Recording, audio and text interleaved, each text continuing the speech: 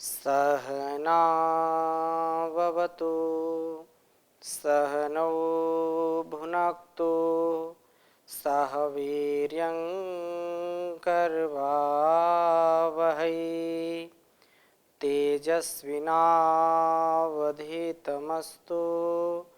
मा विद्विषावहै। ओम शांति शांति शांति। वैदिक जीवन पद्धति की इस कक्षा में आप सभी का हार्दिक स्वागत है, अभिनंदन है। वेद मंत्रों का निरंतरता के साथ हम स्वाध्याय कर रहे हैं और नए नए ज्ञान विज्ञान से अपने को आप्लावित कर रहे हैं, अभिषिक्त हो रहे हैं। इस ज्ञान की गंगा में स्नान करके निसंदेह महर्षि देव दयानंद जी का हम सब के ऊपर इतना उपकार है, इस संसार के ऊपर, जिसका हम शब्दों में उनको बोल नहीं सकते, शब्दों से हम उनकी कृतज्ञता बता नहीं सकते। जिन्होंने यह उद्घोष किया, वेदों की ओर लौटो, और उस परंपरा का निर्वहन करते हुए परम पूज्य योग ऋषि श्री स्वामी जी महाराज, परम पूज्य वैद्य शिरोमणि आचार्य श्री जी महाराज के पावन सानिध्य में, उनके मार्गदर्शन में एक नए भारत का निर्माण हो रहा है। योग यज्ञ आयुर्वेद स्वदेशी का जो महाशंखनाद, और उसके बाद यह वैदिक शिक्षा जो हमारी संस्कृति, हमारे संस्कारों और इस संस्कृत विद्या को, इस वेद विद्या को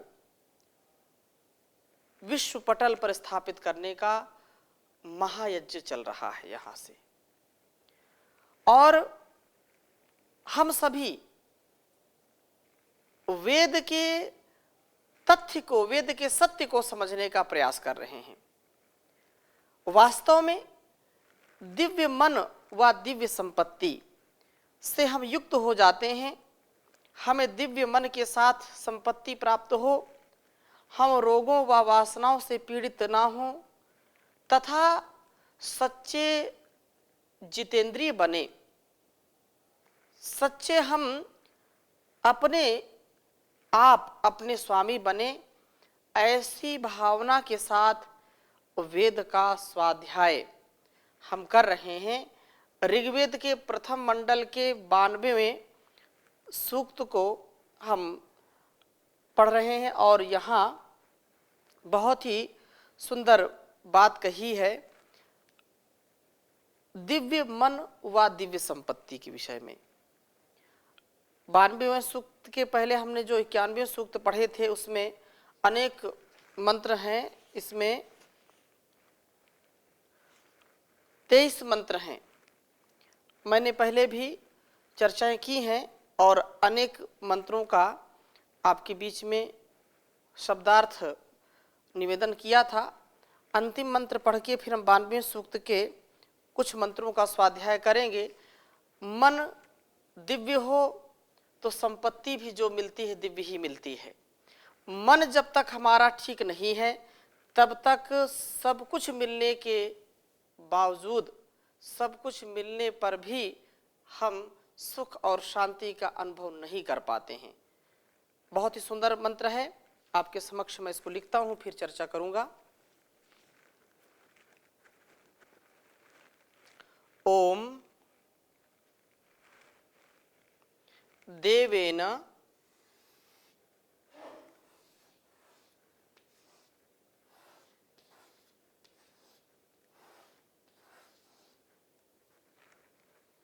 नो मनसा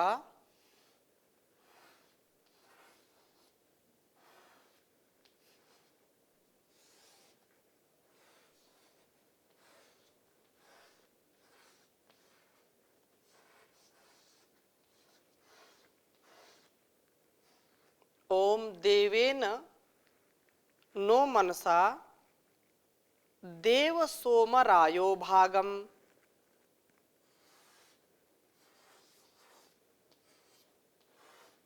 देव सोम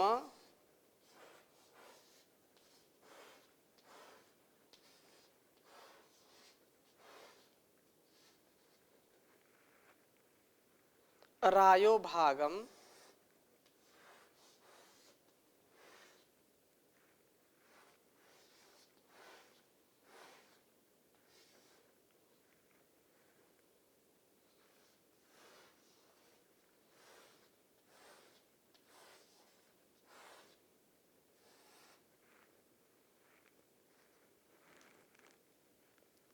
सहसा वन्नभि युध्य सहसा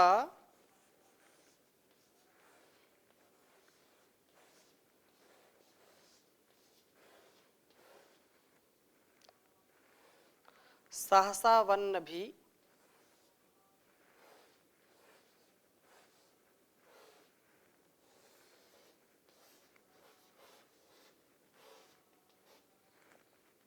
युध्य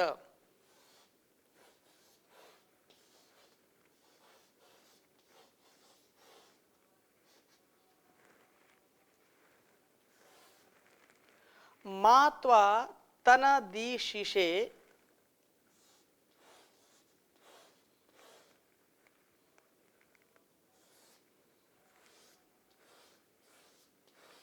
मात्वा तनदीशिषे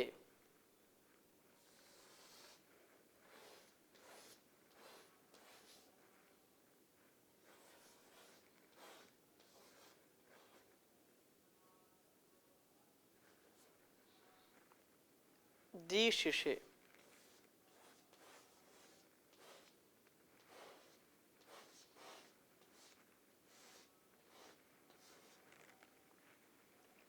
वीर्यम तनदीशिषे वीर्यस्योभयेभ्यः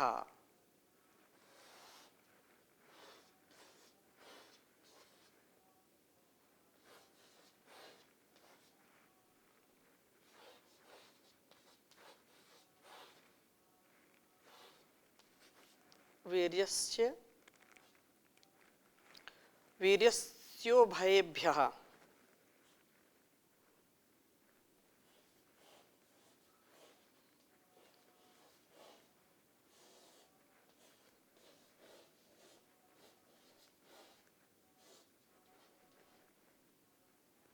प्रचिकित्सा गविष्ठौ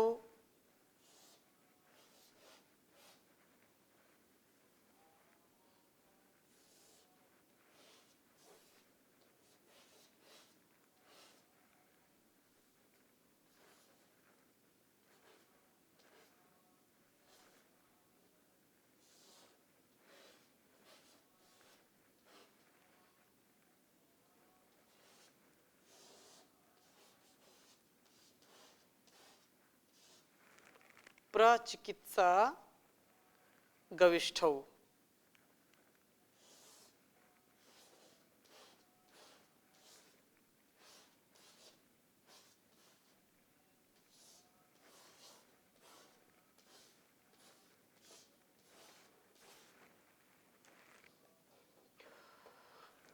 बहुत अच्छा मंत्र है, उच्चारण एक बार करेंगे। ओम देवे ननो मनसा देव सोमरायो भागम सहसा वन्नभि युध्य मात्वा तनदीशिषे वीर्यस्यो भयेभ्यः प्रचिकित्सा गविष्ठौ। ओम देवेन नो मनसा देव सोमरायो भागम सहसा वन्नभियुध्य मात्वा तनदीशिषे वीर्यस्योभयेभ्यः प्रचिकित्सा गविष्ठौ। ओम देवेन नो मनसा देव सोमरायो भागम सहसा वन्नभियुध्य मात्वा तनदीशिषे वीर्यस्योभयेभ्यः प्रचिकित्सा गविष्ठौ। भावार्थ समझने का प्रयास करेंगे इस मंत्र का। कहा है कि हे देव, दिव्य मन व संपत्ति, सच्ची संपत्ति, सच्ची संपदा से युक्त हम हों, हमें दिव्य मन के साथ संपत्ति प्राप्त हो, ऐसी भावना, ऐसी मनोकामना है। हे देव, सब कुछ देने वाले, देव शब्द देवदानात, द्योतनाथ, जो देव होते हैं वो देने का सदा कार्य करते हैं, प्रकाशित जो करते हैं स्वयं प्रकाशित होकर के। तो देव सोम सा, जो सोम अर्थात शांत, सहसा वन, बल संपन्न प्रभो, देवेन मनसा, दिव्य मन के साथ रायः भागम, धन के हमारे सेवनीय अंश को न हमारे लिए अभियुद्ध, युद्ध के द्वारा प्रेरित कीजिए। हमें संपत्ति प्राप्त हो और उस संपत्ति के साथ साथ दिव्य वृत्ति वाला मन भी प्राप्त हो। हम धन का दुरुपयोग जो है, हम धन का दुरुपयोग करते हुए विलास में ना फंस जाएं, धन का सदुपयोग करने वाले बने, तथा इस प्रार्थना करने वाले जीव से प्रभु कहते हैं कि बस तुझे यह ध्यान रखना है कि तुझे काम क्रोध ही, ये जो काम है, वासनाएं हैं, क्रोध है, ऐसी कोई भावना, ऐसी कोई कामना, ऐसी कोई वासना मत तनत, हिंसित करने वाली ना हो, जो तनती, जो इन वासनाओं के कारण तेरा शरीर रुग्ण कर दे। अर्थात तुम अपने जीवन में वह कार्य करो जिससे सुख संपत्ति मिले, दूसरों की हिंसा जिससे ना हो, और तुम्हारी स्वयं की हिंसा ना हो, जिससे तुम निरोगता को प्राप्त करो, आरोग्यता को प्राप्त करो, रुग्णता नहीं आनी चाहिए। तो वीर्यस्य ईश से, वीर्य का ईश बनता है। वासनाएं तेरे बल को, तेरे साहस को, तेरे वीरता को नष्ट करने वाली है। इसलिए इन वासनाओं से बचने का संपूर्ण पुरुषार्थ करना चाहिए। जब जब हम वासनाओं में फंस जाते हैं, हमारा जीवन दुखी होता है। जो व्यक्ति जितेंद्रियता में जीता है, जो व्यक्ति ब्रह्मचर्य से युक्त होकर के जीवन यापन करता है, वह मानो कि वीरता का स्वामी होता है। शूरवीर विक्रांत, वह वीर का स्वामी होता है। उसके अंदर का जो साहस है वो कभी क्षीण नहीं होता, कभी मरता नहीं है। और जो भोग विलास में फंस जाता है, भोग विलास में फंस करके अपने जीवन को नष्ट करता है, अपने उद्देश्य से वह भटक जाता है। इसलिए माता पिता का ये परम कर्तव्य है कि अपनी संतानों को श्रेष्ठ बनाए, उसको बल से संपन्न बनाएं, उससे यह ऐसा व्यवहार कराएं जो देवत्व को प्राप्त कराने वाले हों। असुरत्व का भाव उसके मन में कभी ना आए।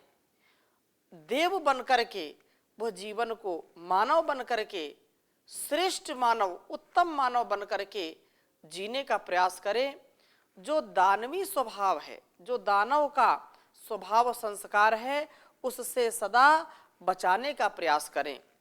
इसलिए इन वासनाओं से प्रभु की ओर से यह संदेश दिया जा रहा है कि तेरी वासनाएं तेरा शरीर नष्ट करने वाली हो जाती हैं। अर्थात तू वीर्यस्य ईश से, वीर का स्वामी यदि नहीं बनेगा तो वासनाएं तेरे वीर को नष्ट कर देती हैं।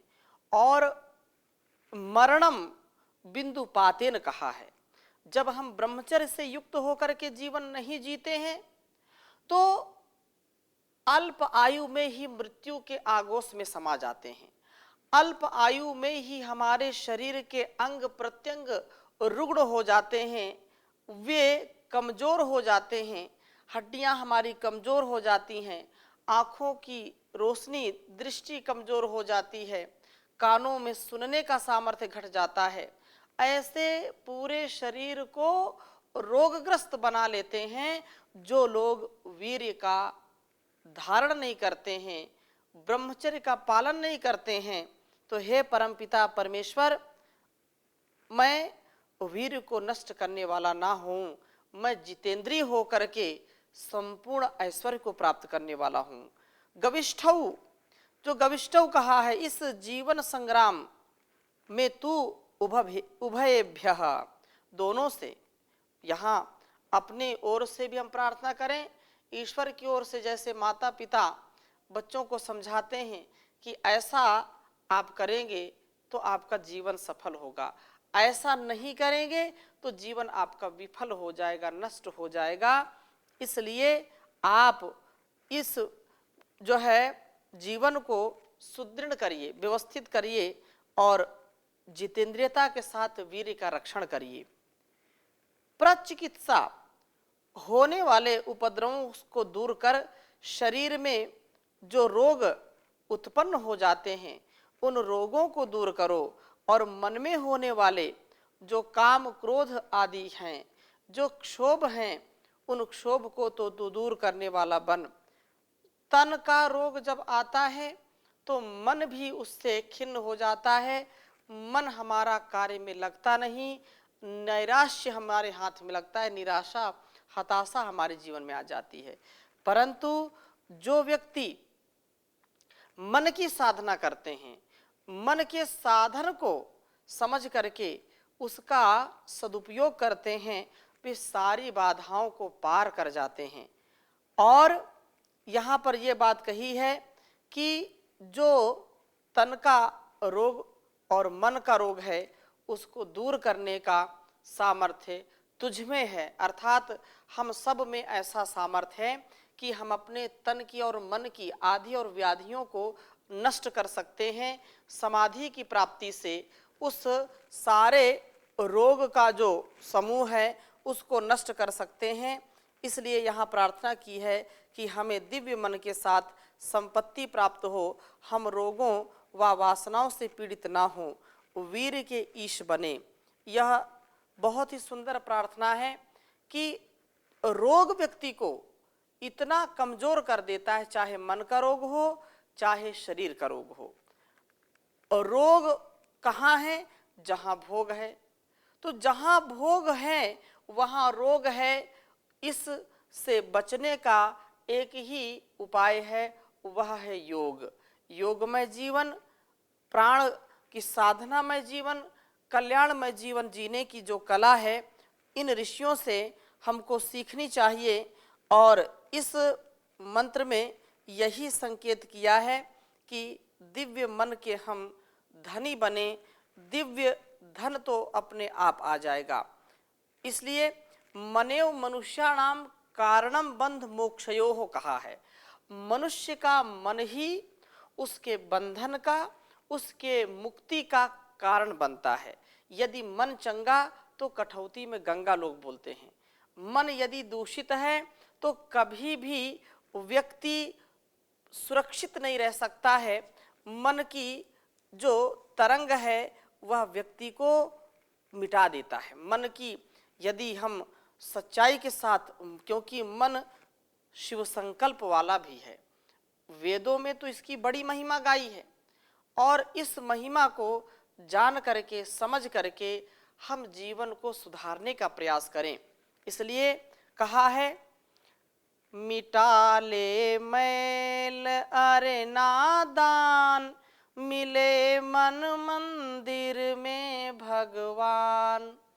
मिटा ले मैल अरे नादान, मिले मन मंदिर में भगवान। गंगा यमुना जी के तट पर, मथुरा काशी वंशी वट पर।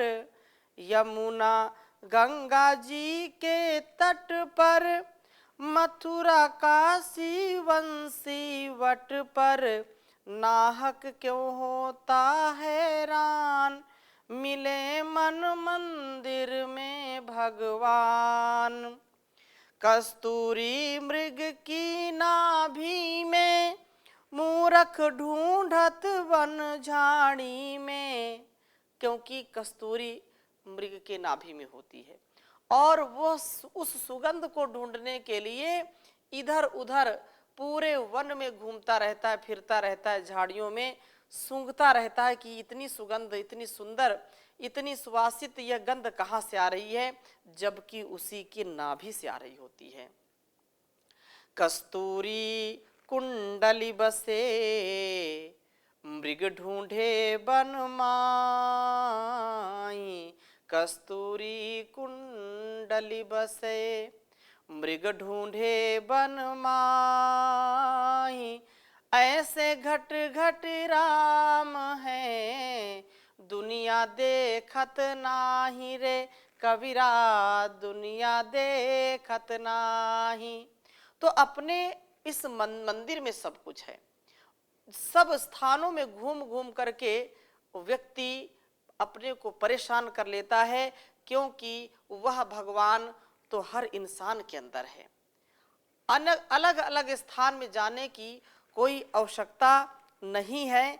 इसलिए कहा है, कस्तूरी मृग की नाभि में, मूरख ढूंढत वन झाड़ी में।